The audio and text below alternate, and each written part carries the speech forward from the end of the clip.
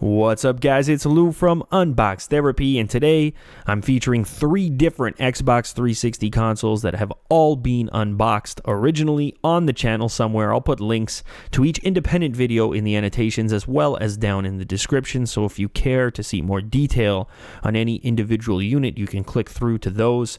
But this video here aims to just compare the visual aspects of each of these 3 collector's editions, comparing the controllers as well, and then looking at the custom sounds that each one produces. So let's get right into it. So we'll start from the side of each console. You can get an idea of the paint job here. Of course, the Gears of War model done in a very nice black and dark crimson red, and as you'll notice here, certain elements on that paint job on the Gears of War unit are matte, whereas others sort of have a semi-gloss finish.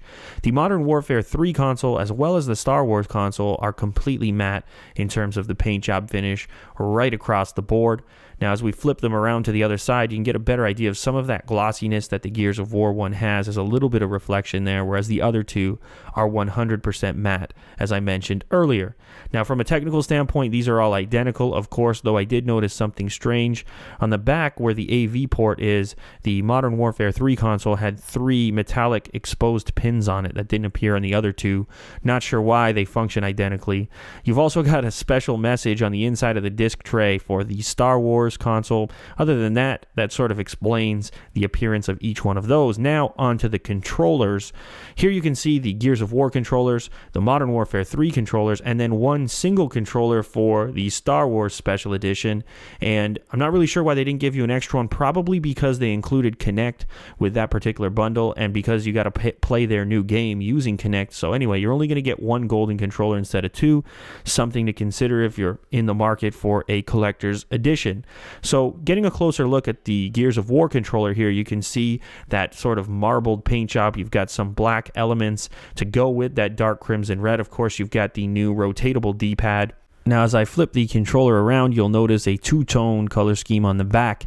You've got the black battery pack to go with that same crimson red from the other elements of this edition. And then on the bottom, you have a little piece of trim done up in glossy black. So here's a closer look at the Modern Warfare 3 controller, which has a completely matte paint job the whole way across. And something that I noticed in terms of differences is that these thumbsticks, the newer thumbsticks, are slightly different. They're a little bit deeper and have a slightly sharper edge around the rim, whereas the older controller had these 4 nubs instead, as you can see here. So it's actually something I hadn't considered and I didn't notice until this particular comparison. Here's a look at the Star Wars controller, which shares those newer thumbsticks with the Modern Warfare 3 controllers. All of these controllers here have the rotatable D-pad, the new rotatable D-pad, so you're not going to have to worry about that. And I suppose the last thing to mention is the color of the back side of both of these newer controllers. They're both done up in black. The only difference here is on the bottom side, that little piece of trim. The Star Wars controller has this wiring being shown here, so slightly more interesting paint job. So let's hear how they sound, because as you guys know, they do have special sounds built in. So there's a look at the Star Wars model. I'll open the disc tray now. And then close it up. Now let's let the Modern Warfare 3 console make some noise. This one probably has my favorite sounds. They're the most understated. Now let's go ahead and close up the disk drive and try out the last one.